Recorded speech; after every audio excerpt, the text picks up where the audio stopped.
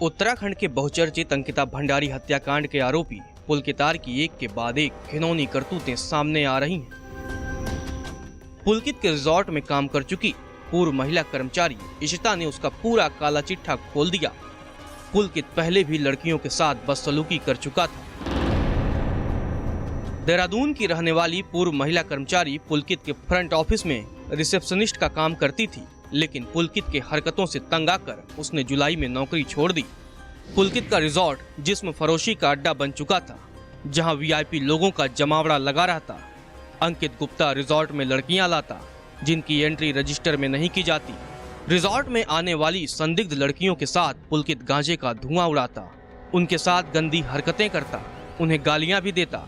पुलकित के रिजॉर्ट पर ग्राहक भी आते थे, जिन्हें चरस, स्मैक और गांजे सप्लाई किए जाते। रिजॉर्ट में लड़कियों के साथ बहुत घिनौनी हरकतें होती थी। वो लड़कियों को बहुत गंदी गंदी गालियां देता था। लड़कियां आती थी रिजॉर्ट से, और रिजॉर्ट में तो मुझे एंट्री के लिए मना किया जाता था कि तुम इन लोगों की एंट्री नहीं करोगी।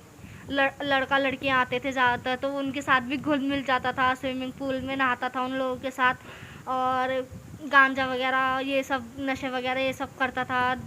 गेस्ट की दारू चुरा के, तब एम्प्लॉय में नाम लगाता था कि एम्प्लॉय ने चुरा ली होगी, एम्प्लॉय ने चुरा ली होगी। वो एम्प्लॉय पे भी डांट पड़वाता है, एम्प्लॉय को मारता है। मुझे बहुत गंदी से गंदी गालियां दी है पुलकित आर्या ने। अंकित गुप्ता जो है वो लड़कियां लेके आता था रिजॉर्ट में बहुत गंदी से गंदी हरकतें होती थी।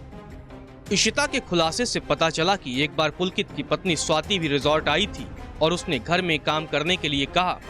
कुछ दिन उसने घर पर काम किया, लेकिन बाद में रिजॉर्ट वापस आ गई। महिला रिसेप्शन में काम करती थी, तो उसका पति रूम चेकिंग का काम करता। कई बार पुलकित व उसके साथियों ने महिला पर गलत काम कराने का दबाव बनाया, लेकिन जब महिला ने विरोध किया तो पुलकित ने उसे उसके पति से दूर करने और अपने कमरे में बुलाने की साजिश रची। पुलकित की हरकतों से तंग आकर कुछ समय बाद महिला कर्मचारी ने नौकरी छोड़ दी। महिला के नौकरी छोड़ने के बाद भी पुलकित के मंसूबे नहीं बदले। उसने सौरभ और अंकित के साथ मिलकर महिला पर वापस लौटने का दबाव बनाया, फोन पर सैलरी बढ़ाने का लालच दिया और भरोसा दिया कि अब रिजॉर्ट में गंदे धंधे नहीं होंगे।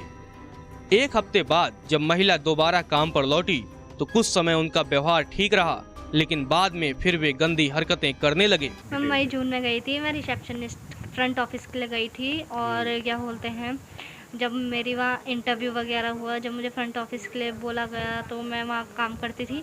वहाँ पे घिनौनी हरकतें बहुत होती थी और लड़कियों को गंदी से गंदी गालियाँ दी जाती थी। बहुत ही ज़्यादा वैसा व्यवहार होता था। और क्या बोलते हैं, 3-4 दिन बाद उनकी वाइफ भी आती है, स्वाति मैम, तो मुझे बोलती है कि तुम यहाँ पे जॉब कर रही हो। मैंने कहा यस मैम। तो उसके बाद मैंने कहा, तो वो कह रहे हैं कि उनकी वाइफ कहती है कि तुम यहाँ पे जॉब मत करो, तुम मेरे साथ मेरे घर चल लो, यहाँ पे अच्छा नहीं है तुम्हारे लिए, और क्या बोलते हैं कि तुम्हारे लिए अच्छा नहीं है। मैंने कहा मैम मेरे हस्बैंड से बात कर लीजिए, जैसे मेरे हस्बैंड बोलते हैं वैसे करूँगी। तो फिर वो मैम जो है मेरे हस्बैंड से बात करती है, फिर अपने हस्बैंड से बात करती है पुलकित आर्या से। जो भी बात होती है उन दोनों के बीच में तो मुझे नहीं पता। फिर उसके बाद फिर वो मेरे हस्बैंड से पूछती है, तो मेरा हस्बैंड कहता है चलो ठीक है। तो फिर मैं उनके घर जाती हूँ, तो मुझे ठीक नहीं लगता ना। वापसी सौरभ भास्कर जी मुझे लेने आते हैं। वो रिजॉर्ट ही जा रहे थे, वो घर आ रखे थे, तो सौरभ भास्कर जी मुझे लेने आते हैं। जो मेरे से पहले वहाँ के रिसेप्शनिस्ट थे, उनकी भी उनसे लड़ाई हुई थी, वो भी वहाँ से छोड़ के गए थे। तो वहाँ से छोड़ के गए तो उनका जो फ्रंट मैनेजर का था वो काम मेरे पे आ गया था। समय बीतता गया, पुलकित और उसके साथियों की करतूतें बेलगाम होती गईं।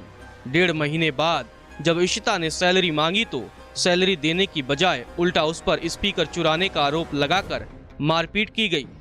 महिला ने हरिद्वार और ऋषिकेश पुलिस को शिकायत की। पुलिस ने बताया कि वह एरिया पटवारी के अंदर आता है, लेकिन महिला ने जिस पटवारी को फोन लगाया उसकी पहले से ही पुलकित से दोस्ती थी।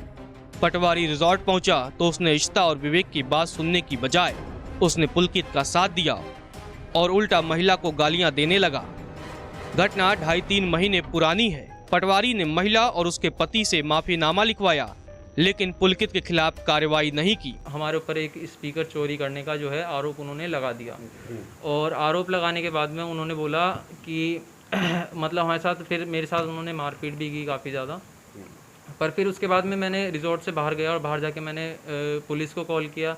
तो पुलिस को हमने जितनी भी जगह मतलब हरिद्वार थाने भी कॉल किया हमने और फिर ऋषिकेश थाने भी कॉल किया, तो उन्होंने बताया कि वो पटवारी क्षेत्र है, वो एरिया जो है हमारे अंडर नहीं आता है, तो आप पटवारी जी से बात कर लीजिए, मैं आपको नंबर सेंड कर देता हूँ। तो हमने पटवारी जी से बात करी और पटवारी का हमें पहले ही पता था, तो हम उसे बात करने में डर भी रहते, पर हमने कहा क्या पता कि अगर वो अच्छा इंसान होगा तो शायद हमारे साथ वो न्याय करेगा। तो हमने उसको कॉल मिला दी और हमने उसको बुला लिया।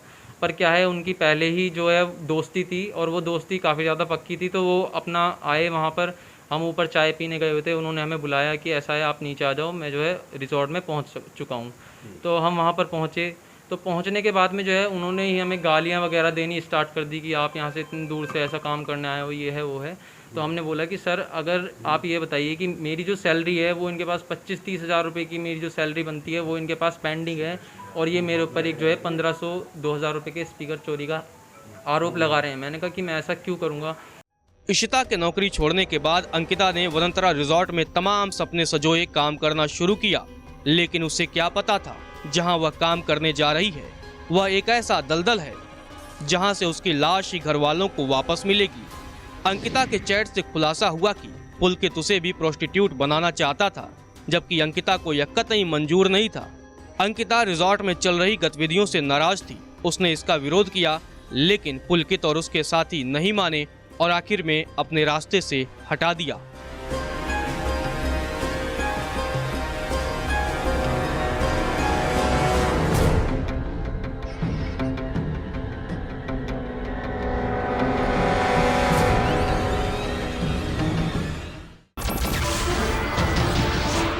नमस्कार, मैं हूं मानक गुप्ता। अगर आपको हमारा ये वीडियो पसंद आया हो तो इसे लाइक और शेयर जरूर करें, और हां, हमें सब्सक्राइब और फॉलो करना ना भूलें ताकि आप देश और दुनिया की कोई खबर मिस ना करें। तो जुड़े रहिए हमारे साथ और देखते रहिए न्यूज़ 24।